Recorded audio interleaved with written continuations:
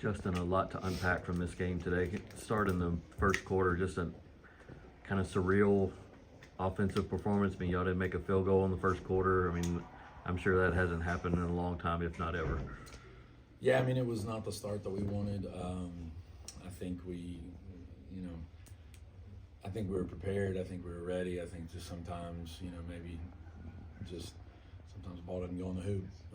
But I thought playing through foul trouble, playing through, not being able to shoot it as well as we'd like. The biggest thing I can just say for this group is what an amazing job. You talk all the time as a coach about not giving up, and for this group, I mean, it was never an option. And so there were about 5 games this year I can think of for sure that should have been losses, and they don't allow themselves to lose. They'll never tap out. They'll never let that be the end result. We lost our 6 of our top 7 from last year, but we don't look at it as an excuse. It's the next person up. And they did the same thing a week and a half ago, with Farragut, where she's out the last 6 minutes, and they basically rally around each other, and she does a great job of, pushing them to understand, like, hey, you can do this. And when they see that and that belief that she has, I mean, I can't say enough about this kid next to me. I mean, I've never had a single senior. I've always had multiples, and we divvy up the expectations of leadership. And so for her to be the one that set an example with her, how hard she works, and then also with her enthusiasm and just her ability to lead with voice, it's unparalleled. I mean, she's done a phenomenal job. I mean, we didn't play our best 32 minutes, but what I can say for that is, with the adversity that we dealt with, we never quit. We kept fighting. We're gonna miss 32 here next to us. I tried to apply for a COVID year, but that was shut down. So, Florida State was already wanting to get her already. So, this group just shattered expectations for what they were able to accomplish. It stings, no doubt, but, I can't say enough for how proud I am of each one of those girls in that locker room. Avery, just, again, I use the word surreal, not just the first quarter, but you look at that box score in front of you, and you don't have a single field goal attempt today, officially. Yeah. Just an odd day all around, maybe. I mean, just to see that kind of performance, that's something you're not used to. I mean, at that point, I kind of just accepted that free throws were going to be my game today, and I struggled with free throws all February, so I was happy to go 12 from 14 today. So I did what I could. 100%. I mean, I think we talked about, that was probably as bad of a half as we could have played, and to be down 3. Unfortunately, we came out in the third quarter, and they started off on, I think, a 6 or 8-0 run and kind of pushed it out. I mean, it really is kind of a crazy game, and I say this from a standpoint of these two have led us all year offensively. They chose to do some things to really take her away. Just listen to the maturity and the fact of she didn't get mad, she didn't pout. She was like, okay, I'm gonna make free throws. I'm gonna lead my team. And so the maturation that she's had over the last 4 years. I mean, she's the most successful girls basketball player in Bearden history, record-wise, statistics, many different things. And so I just, when you get down here, you're playing other really good teams. People have talked about the bracket and all that stuff, but to win a championship, you got to go through good teams. And so I think, sometimes you can't handle you don't have any part in the hand that you're dealt. But I thought the way that we dealt with adversity and fought back, I mean, that's not normal. That's not normal nowadays. And so the fact that they didn't quit and they kept competing, we issued that challenge. Our goal is to get down here every year.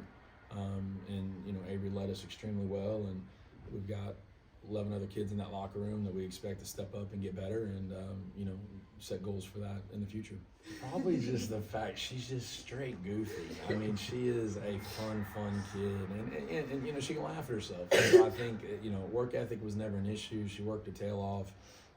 She got better. She worked at her weaknesses.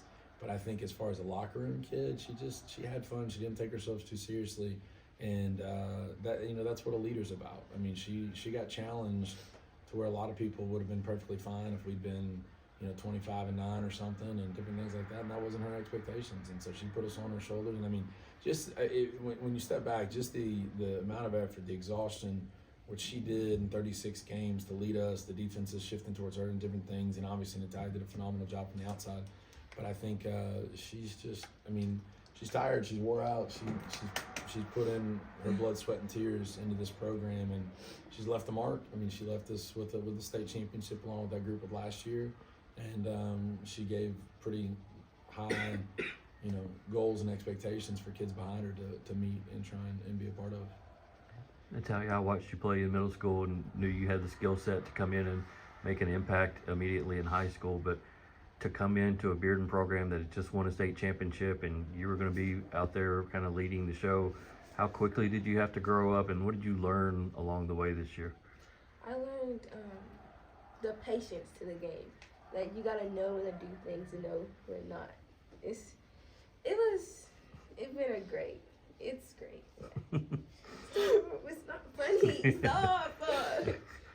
I think just to echo on that, I think, Natalya is a kid that enjoys competition, and she was willing to come in and just her competitive desire was a huge, was just a huge piece for us to do, to lead us from point guard.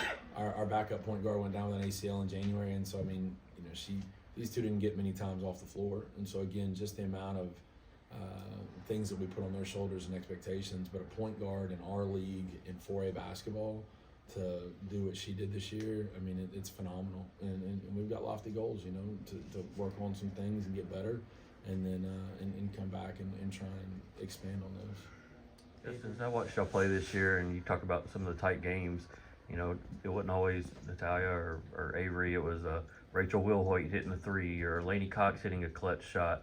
For those girls to rise to the occasion this year, despite probably not playing a lot of meaningful minutes last year, I mean, what did you see out of them in terms of their evolution to get to this point where y'all could be an undefeated team? I think back to what kind of Avery alluded to. You look back at our film in November and, we're a completely different team. And that's the fact of a lot of those kids that were on this roster last year were the ones having to go at the best team in our school history just over and over, day to day. And so they worked really hard to get better, and then experience is the ultimate, equalizer. And so when they got chances in close moments, they made the most of them. And you can go back over the season and look at a lot of minutes where we grew up in situations that were really tough and really challenging.